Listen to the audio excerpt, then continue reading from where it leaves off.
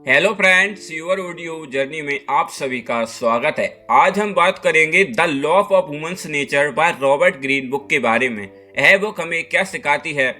यह किताब इंसानों की मनोवैज्ञानिक कमजोरियों, उनके बिहेवियर पैटर्न और हिडन मोटिवेशन को एक्सप्लोर करती है। इसमें 18 पावरफुल साइकोलॉजिस्ट लॉ दिए गए हैं जो हमें यह समझने में मदद करते हैं कि लोग कैसे सोचते हैं, क्यों एक्ट करते हैं और कैसे अपने फैसले लेते हैं। रात के 2 बजे थे। विशाल अपने कमरे में अकेला बैठा था।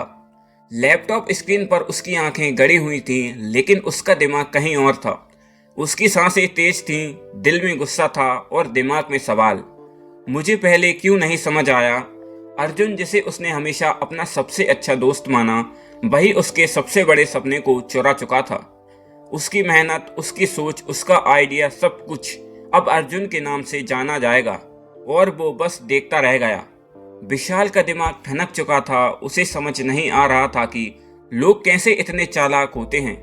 वो सोचता था कि दुनिया सच्चाई और मेहनत पर चलती है, लेकिन अब उसे एहसास हुआ कि दुनिया असल में एक खेल है और जो इसे खेलना नहीं जानता वो सिर्फ एक शिकार बनकर रह जाता है।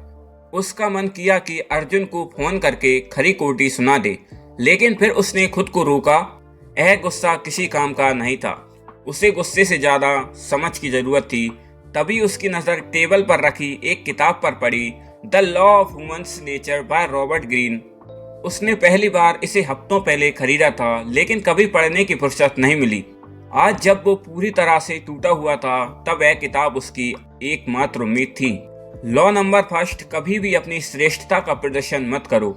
विशाल, जो अब एक नया अध्याय शुरू करने की सोच रहा था, एक बात समझ चुका था, दिखावे से शक्ति कभी नहीं मिलती।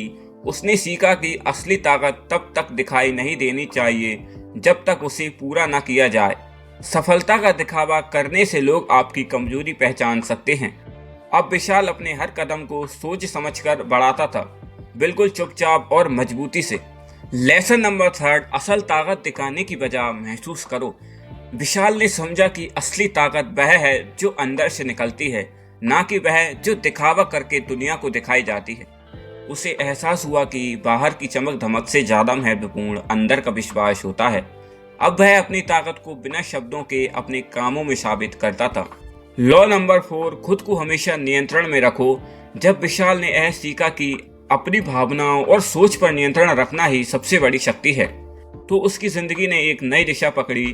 उसे अब यह समझ आ चुका था कि यदि आप खुद पर नियंत्रण नहीं रखेंगे तो कोई और आपको नियंत्रित कर सकता है। अब वह न केवल अपने फैसलों में स्थिर था, बल्कि अपनी भावनाओं को भी पूरी तरह से समझने में सक्षम था। लॉ नंबर 5, दूसरों को कमजोर मत समझो।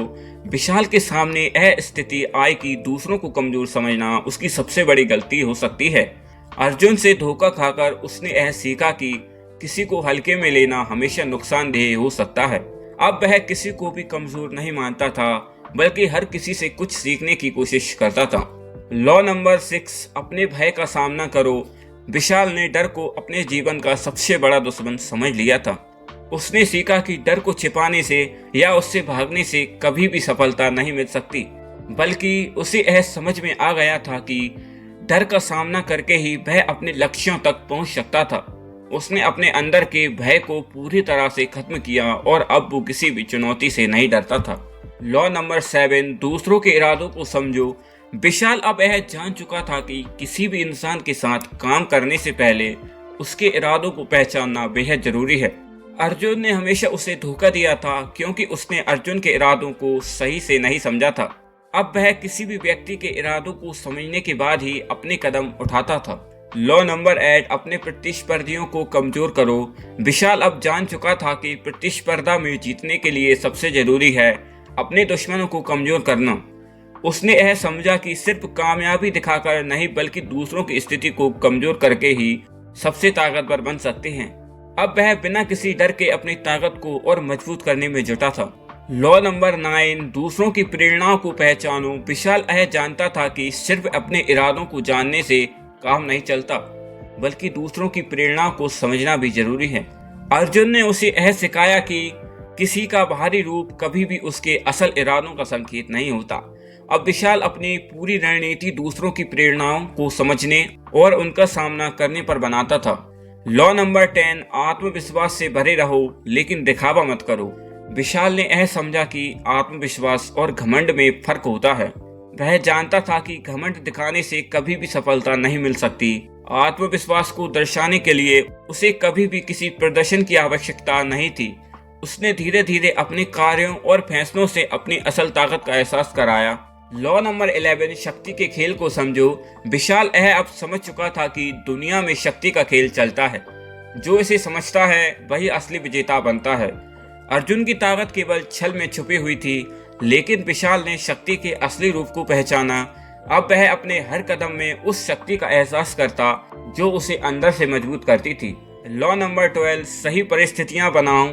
विशाल ने यह सीखा कि सफलता केवल परिस्थितियों के भरोसे नहीं मिलती, बल्कि उसे खुद ही अपनी परिस्थितियों का निर्माण करना होता है। उसने यह समझा कि सिर्फ चुनौती का सामना करने से सफलता नहीं मिलती, बल्कि उसे अपने पक्ष में परिस्थितियों को बदलना भी जरूरी है। लॉ नंबर 13, अपने दुश्मनों से बचने का तरीका खोजो। विशाल अब जान चुका था कि कभी कभी लड़ाई से बचने में भी समझदारी होती है। दुश्मन से धीरे टकराव में जाने के बजाय वह समझदारी से बचने और अपनी स्थिति को सुरक्षित करने के तरीके खोजता था। यह उसे मजबूत और सुरक्षित बनाए रखता था। लॉ नंबर 14, आत्मनियंत्रण का अभ्यास करो। विशाल अब यह जान चुका था कि अपने अंदर के ज्वालामुखी को शांत रखना ही असली ताकत है। उसने समझा कि अगर वह खुद को नियंत्रित कर सकता है तो कोई भी बाहरी शक्ति उसे हरा नहीं सकती। अब वह शांत मन से अपने फैसले करता था और किसी भी परिस्थिति में अपनी स्थिति में समझौता नहीं करता था। लॉ नंबर 15, अपने परिवेश का निरीक्षण करो। विशाल ने यह सीखा कि उसका माहौल उसकी सफलता पर असर डालता था। उसने अब अपने परिवेश और लोगों को अच्छे से समझना शुरू किया। वह अब अपने हर कदम से पहले यह सुनिश्चित करता था कि वह सही दिशा में बढ़ रहा है या नहीं। लॉ नंबर 16, खेल में स्थिति का ध्यान रखो। विशाल को यह एहसास हुआ कि सही स्थिति में रहते हुए ही सफलता मिलती है। अर्जुन ने उसे समझाया था कि स्थिति की समझ और रणनीति से कोई भी खेल जीता जा सकता है। अब वह हर कदम के साथ अपनी स्थिति को और मजबूत करता था। लॉ नंबर 17, पहचान बनाए रखो। विशाल ने यह सीखा कि सबसे जरूरी चीज आपकी पहचान है। जब तक आपकी पहचान मजबूत है, कोई भी आपको गिरा नहीं सकता। अब वह अपनी पहचान पर हर वक्त ध्यान देता था और किसी भी गलत रास्ते पर नहीं जाता था। लॉ नंबर 18, सच्चाई का सामना करो। विशाल अब पूरी तरह से बदल चुका था। उसने यह समझ लिया था कि सच्चाई से भागने से कोई समाधान नहीं मिलता।